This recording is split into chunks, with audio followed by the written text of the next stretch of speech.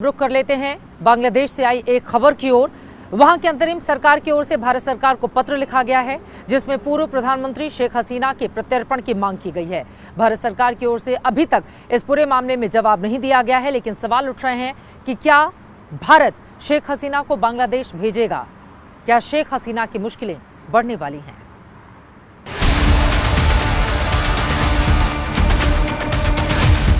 140 दिन पुरानी ये वो तस्वीर है जब आखिरी बार बांग्लादेश की पूर्व प्रधानमंत्री शेख हसीना कैमरे में कैद हुई थी। तब से लेकर अब तक वो भारत में शरणार्थी बनकर रह रही हैं। ना ही उनकी कोई तस्वीर आई, ना कोई वीडियो। लेकिन अब जो खबर आ रही है उससे सवाल उठता है कि ये सस्पेंस कितने दिन रहेगा।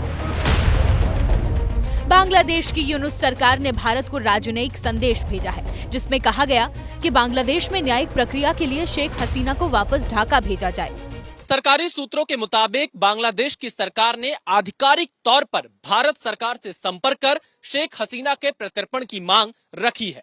खबर यह भी मिली कि तौहीद हुसैन, जो कि बांग्लादेश के विदेश मामलों के सलाहकार हैं, उन्होंने एक डिप्लोमेटिक नोट भेजकर शेख हसीना को बांग्लादेश भेजने की मांग की।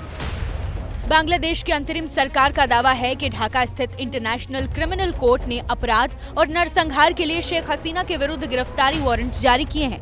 आगे क्या हो सकता है उसे समझने के लिए दोनों देशों के बीच की प्रत्यर्पण संधि को जानिए। भारत और बांग्लादेश ने 2013 में प्रत्यर्पण संधि पर हस्ताक्षर किए थे। 2016 में प्रत्यर्पण संधि संशोधित हुई थी। प्रत्यर्पण के लिए अपराध के सबूत नहीं, सिर्फ कोर्ट वारंट काफी है।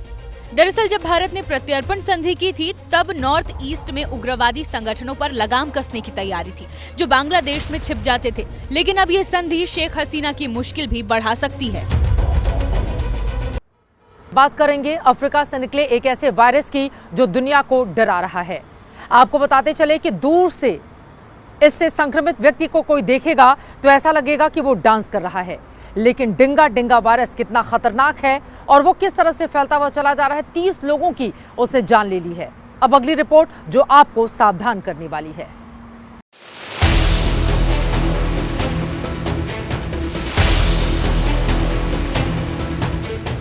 ऐसा लग रहा है जैसे ये मरीज अस्पताल से निकलकर डांस कर रहे हैं, लेकिन हकीकत में ये लोग डिंगा नाम के जानलेवा वायरस से पीड़ित हैं।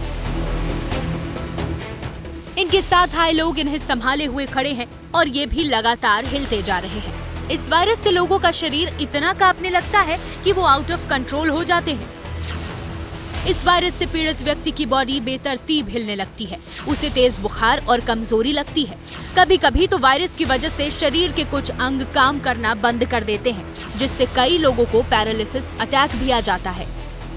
डॉक्टर्स के मुताबिक इस वायरस से निपटने के लिए अभी तक कोई वैक्सीन नहीं आई है। एंटीबायोटिक्स की मदद से ही मरीजों का इलाज हो रहा है। युगांडा के बुड़ी बिग्यो में फैल रहे वायरस के अब तक 400 मरीज मिल चुके हैं। उनमें से 370 तो ठीक हो गए, लेकिन 30 लोगों की जान चली गई। कमजोर इम्यूनिटी की वजह से ये वायरस सबसे ज्यादा महिलाओं और लड़कियों पर अटैक कर रहा है। डांस कराने वाला वायरस पहले भी दुनिया में आ चुका है। साल 1518 में रोमन एम्पायर में इसी तरह का डांसिंग वायरस फैला था। अब आज 500 साल बाद उसी तरह का वायरस लोगों की जान ले रहा है। वायरस के ट्रांसमिशन और इसे रोकने के उपायों की जांच चल रही है। कोशिश है कि इसे दुनिया के दूसरे हिस्सों तक पहुंचाने से रोक दिया जाए। भारत में भी मुंबई, गोवा, अहमदाबाद, अमृतसर, बैंगलोर से युगांडा की डायरेक्ट फ्लाइट चलती है। हालांकि भारत आने से पहले वहां के यात्रियों को जरूरी वैक्सीनेशन कराने होते हैं। लेकिन नए वायरस के आने के बाद अब अफ्रीकी देशों से आने वाले यात्रियों की सख्त मेडिकल जाँच की शुरुआत होगी।